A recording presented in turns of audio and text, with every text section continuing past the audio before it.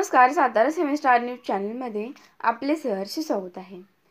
सातारा जिल्ह्यातील अवैध धंद्याविरोधात people's Republican party आंदोलन छेडणार, प्रदेश उपाध्यक्ष रमेश बाळे यांचा इशारा। सातारा जिल्ह्यामध्ये सध्या प्रशासकीय कारभार सुरू आहे। स्थानिक स्वराज्य संस्थेच्या निवडणुका पुढे ढकलल्यामुळे प्रशासकीय कारभाराला लोक कंटाळलेले आहेत। एवढेच नव्हे तर अवैध धंदे व त्यातून वाढणारी गुन्हेगारी हा चिंतेचा विषय झाला आहे। हे सर्व रोखण्यासाठी सोमवार दिनांक 2 सप्टेंबर रोजी पीपल्स रिपब्लिकन पार्टीच्या वतीने सातारा जिल्हाधिकारी कार्यालयासमोर ठिय्या आंदोलन छेडले जाईल, असा इशारा पीपल्स रिपब्लिकन पार्टीच्या वतीने शुक्रवारी दुपारी 3 वाजता देण्यात आला आहे। पक्षाचे पश्चिम महाराष्ट्र उपाध्यक्ष रमेश अनिल उबाळे, कार्याध्यक्ष विशाल भोसले व सातारा जिल्हाध्यक्ष युवराज कांबळे यांच्या नेतृत्वाखाली हे आंदोलन केले जाणार आहे। सातारा जिल्ह्यामध्ये गाव तिथे अवैध धंदा व वस्ती येथे मटका असे त्याचे स्वरूप बनले आहे। वाढत्या बेरोजगारीमुळे तरुण पिढी जादा पैसे कमवण्यासाठी अनधिकृत मटका व ऑनलाईन रमीसारख्या आत्मघातकी सवयीला बळी पडलेले असून व्यसनी बनू लागलेले आहे। ही खूप मोठी चिंतेची बाब आहे। महाराष्ट्रात गुटखा बंदी असताना सुद्धा सातारा जिल्ह्यामधील पान टपरी ते किराणा दुकानात खुलेआम गुटखा विक्री केली जात आहे।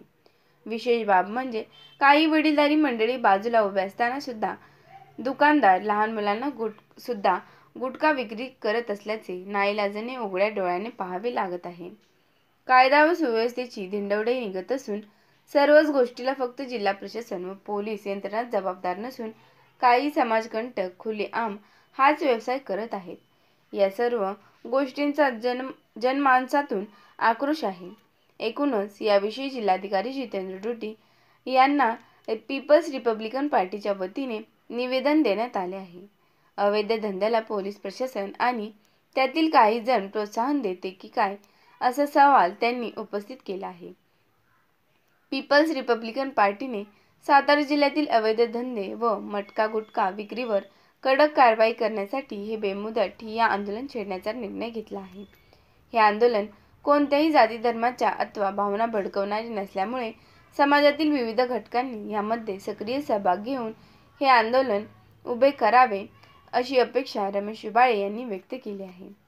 सध्या सातारा जिल्ह्यामध्ये तालुका पातळीवरून ते जिल्हा पातळीपर्यंत अनेक कमिशन एजंट व गुटखा दारू विक्रेते आणि भ्रष्ट अधिकारी यांचे आर्थिक लागेबांधे सदृढ वैचारिक समाजासाठी घातक ठरत आहेत। हे अनंत काळापासून सुरू असले तरी समाज मन काही परिवर्तन घडू शकते।